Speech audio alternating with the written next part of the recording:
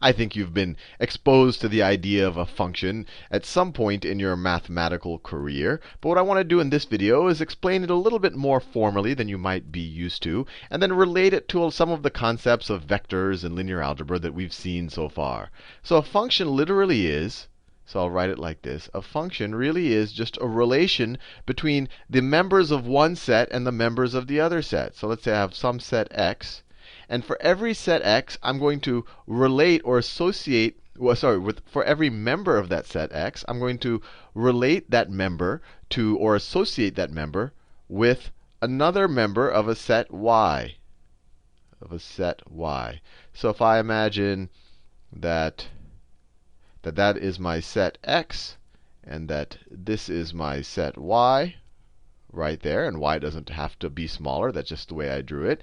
The function is just a relation that if I just take a member of my set x, so if I just take a member of it, let's say that's the member that I'm taking it, we're visualizing as a point. This function will say, OK, you gave me a member of x, then I will give you a member of y associated with that member of x. So the function will say, you give me that, then I will map it. I will map it to that member right there. I'll use the word map it. And that really just means relating it to or associating with another member of y.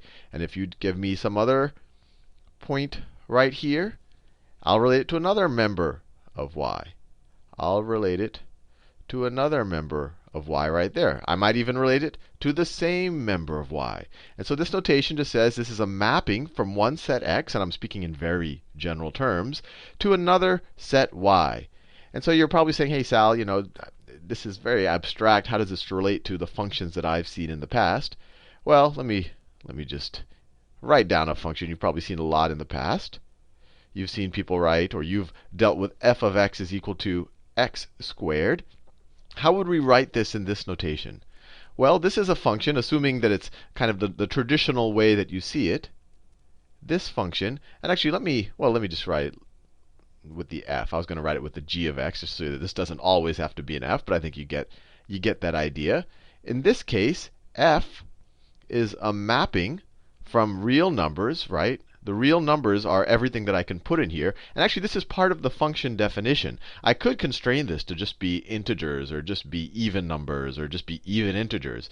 But this is part of the function definition. I'm defining the function to be a mapping from real numbers. I'm saying you can put any real number here, and it's going to map. It's going to map to, well, it's going to map to real numbers. So in this case, if x is real numbers, it's going to map to itself, which is completely legitimate.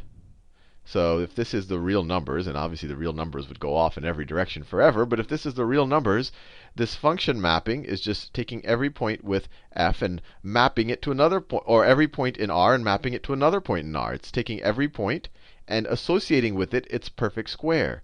And I want to make a very subtle notation, or at least in my mind, the first time that I got exposed to functions, I was thinking, you give me an x and I square it, and I'm giving you the square of x. And that's true, you are doing that, but at least the way my brain worked, I kind of thought of it as I was changing my x into another number. And you can maybe view it that way, and that might actually be the best way to view it. But the mathematical definition I'm introducing here is more that I'm associating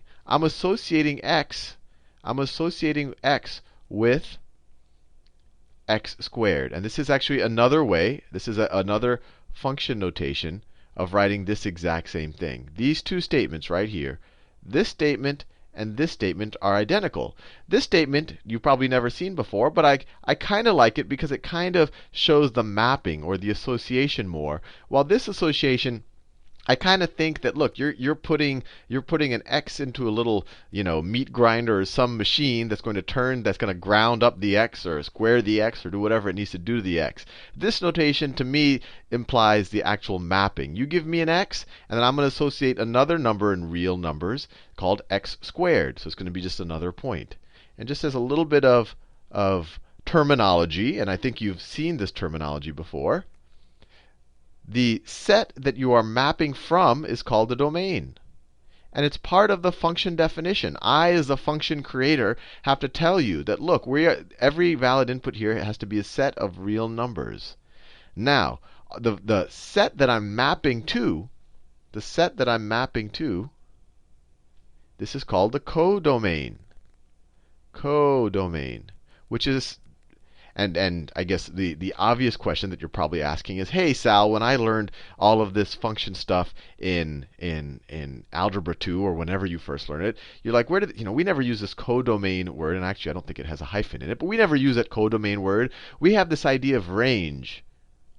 I learned the word range when I was in 9th or 10th grade. How does this codomain relate to range? And it's a very subtle notation. So the codomain is a set that you're mapping to. In this example, this is the codomain. Codomain. In this example, the real numbers are the domain and the codomain. So the question is, how does the range relate to this? So the codomain is the set that can be possibly mapped to. You're not necessarily mapping to every point in the codomain. I'm just saying that this function is generally mapping from members of this set to that set. The range is the subset. Let me write it this way. It could be equal to the codomain. It's some subset. A set is a subset of itself. Every member of a set is also a member of itself. So it's a subset of itself. So range is a subset of the codomain. I keep adding a hyphen there, or dash. Is a subset of the codomain which the function actually maps to. That the function actually maps to. Actually maps to. Maps to. So let me give you an example. Let's say I define the function. Let's say I define the function g. And it is a mapping from the set of real numbers. Well, let me say it's a mapping from R2 to R. So I'm essentially taking two tuples and I'm mapping it to R, and I define g. I'll write it a couple of different ways. I could write, so now I'm going to take g of, let's say, two values. So I could say xy, or I could say x1, x2. Let me do it that way. G of x1, x2 is equal to, well, let's say it's always equal to 2. It just always equals to 2. It's a mapping from R2 to R, but this just always equals 2. So what is our, and let me write it the other notation, just because you probably haven't seen this much.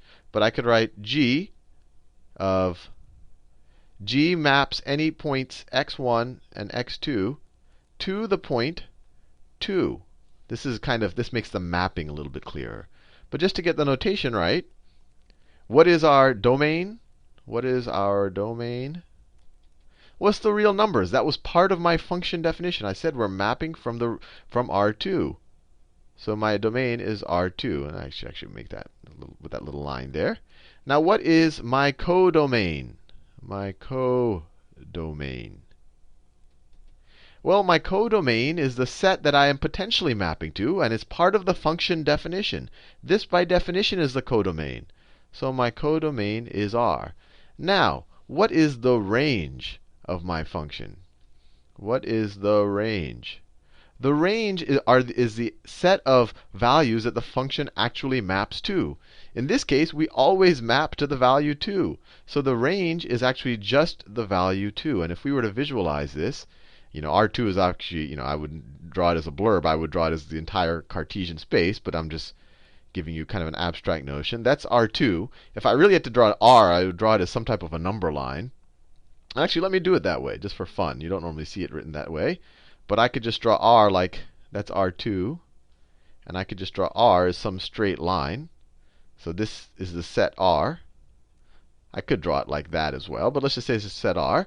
And my function g essentially maps any point over here to exactly the point 2.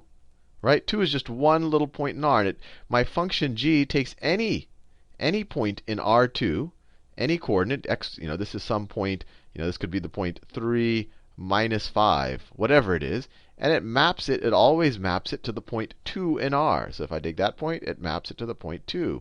That's what g always does. So G's codomain, you could say it's all of the real numbers, but its range is really just 2. Now, if I write the example, if I say that, Let me do another example that might be interesting. If I just write h is a function that goes from, let's just say it goes from R2 to R3. And I'll be a little careful here. Goes from R2 to R3. And I'll write here that h of x1, x2 is equal to, so now I'm going to a higher dimension space. So I'm going to say that that is going to be equal to, let's say my first coordinate, I could say in R3, or my first component at R3 is x1 plus x2. Let's say my second coordinate is x2 minus x1. And let's say my third coordinate is x2 times x1. Now, what is my domain and my range and my codomain? So my domain by definition is this right there. My codomain by definition is R3. And notice I'm going from a space that has 2 dimensions to a space that has 3 dimensions, or 3 components. But I can always associate some point in x1, x2 with some point in my R3 there. And now a slightly trickier question here is, what is the range? Can I always associate every point? Maybe this wasn't the best example because it's not simple enough, but can I associate every point in R3? Can every point in R3, so this is my codomain. My domain was R2. Now, and my function goes from R2 to R3, so that's h. And so my range, as you could see, it's not like every coordinate you can express as in this way in some way. Let me give you an example. For example, clearly the term, I could put some x1s and x2s here and figure it out. Let's do that. Let's take our h of, and let me use my other notation. Let's say that I said h, and I wanted to find the mapping from the point in R2, let's say the point 2, 3. And then my function tells me that this will map to the point in R3. This will map to, I add the 2 terms, so 2 plus 3, so it's 5. I find the difference between x2 and x1, so 3 minus 2 is 1. And then I multiply the 2, 6. So clearly, this will be in the range. This is a member of the range.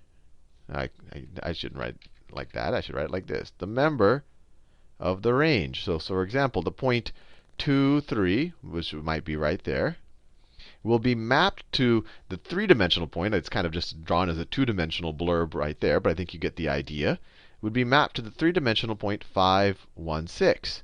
So this is definitely a member of the range. Now, my question to you, if I have some point in R3, let's say I have the point, we do it in a different color. Let me say I have the point there. Let's say that this is the point, let's say this is the point 5, 1, 5, 1, 0. 5, 1, 0. Is this point a member of the range? It's definitely a member of the codomain. It's in R3. It's definitely in here, and this by definition is the codomain. But is this in our range? Well, if I take, 5 has to be the sum of 2 numbers. The 1 has to be the difference of 2 numbers. And then the 0 would have to be the product of 2 numbers. And clearly we know if 5 is the sum and 1 is the difference, we're dealing with 2 and 3. And there's no way that you can get the product of those numbers to be equal to 0. So this guy is not in the range. So the range would be the subset of all of these points in R3. So there'd be a ton of points that aren't in the range, and there'll be a smaller subset of R3 that is in the range. Now I want to introduce you to one more piece of terminology when it comes to functions. These functions up here, this function that mapped from points in R2 to R, so its codomain was R. This function up here that is probably the most common function you see in mathematics. This is also mapping to R. These functions that map to R are called scalar value or real value, depending on how you want to think about it. But if they map to kind of a one-dimensional space, we call them a scalar valued function or a real valued function. So scalar valued or maybe we could call it a real valued function, which is pretty much all of the functions that you've probably dealt with up to this point in your mathematical career, unless you've kind of taken some vector calculus or whatever not.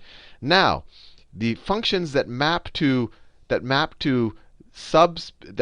spaces or subspaces that have more than one dimension. So if you map to R or any subset of R, you have a real valued function or a scalar valued function. If you map to, Rn, where n is greater than 1, so if you map to R2, R3, R4, R100, you're then dealing with a vector valued function. So this last function that I define over here, h is a vector valued